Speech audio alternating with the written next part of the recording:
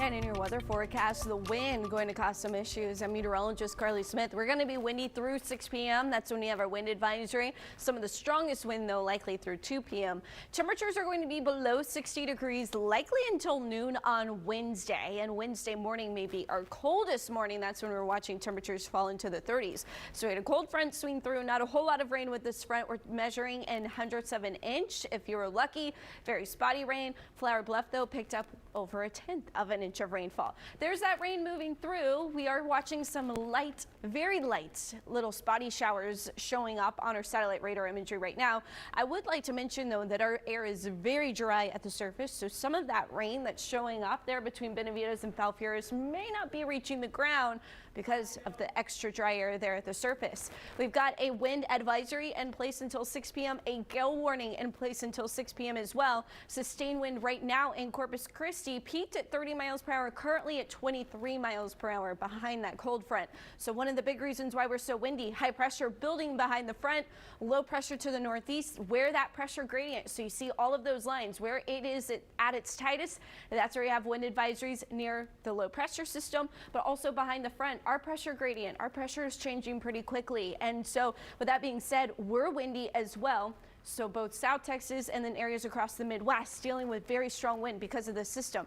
What that wind does, it's blowing out of the northeast. One of the things to the northeast that is putting out pollen this time of year, that's the cedar trees. So juniper is going to be at a high level on the allergy report. Grass is at medium level as well. So if it's not the flu, you may be noticing some allergy-like symptoms if those pollens irritate you. Fire weather. Also a concern with this cold front. So what it's going to do is it has our wind gusting over 25 miles per hour. That elevates our fire danger. We've got extra dry vegetation because of our drought conditions.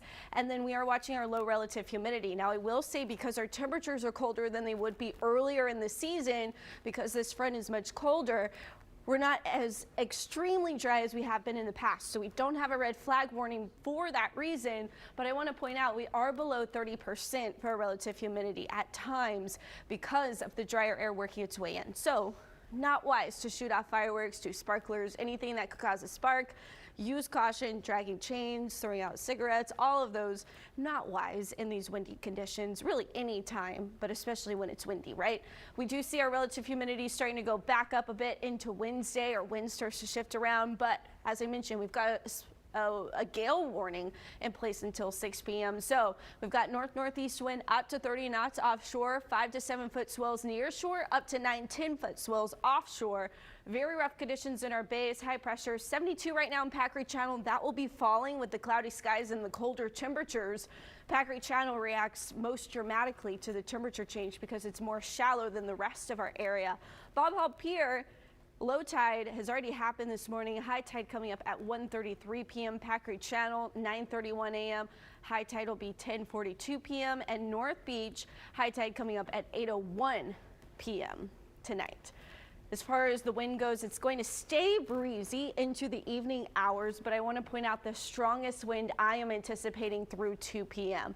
And so the reason we have a chance of some rain is that warmer air right now is still up and over. That's going to keep us cloudy. That's going to limit how cold our temperatures get overnight. So the cloudy skies will keep us in the 50s throughout the day today.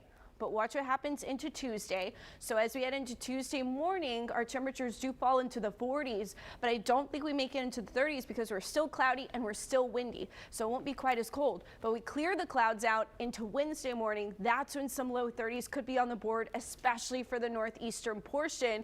Corpus Christi going 36 degrees Wednesday morning. And then we've got a warm up, and that has a lot to do with our upper level pattern shifting. We see high pressure rebuilding again, but right now, cold today, cold tomorrow, cold Wednesday morning, but we warm up as we head into the second half of the week.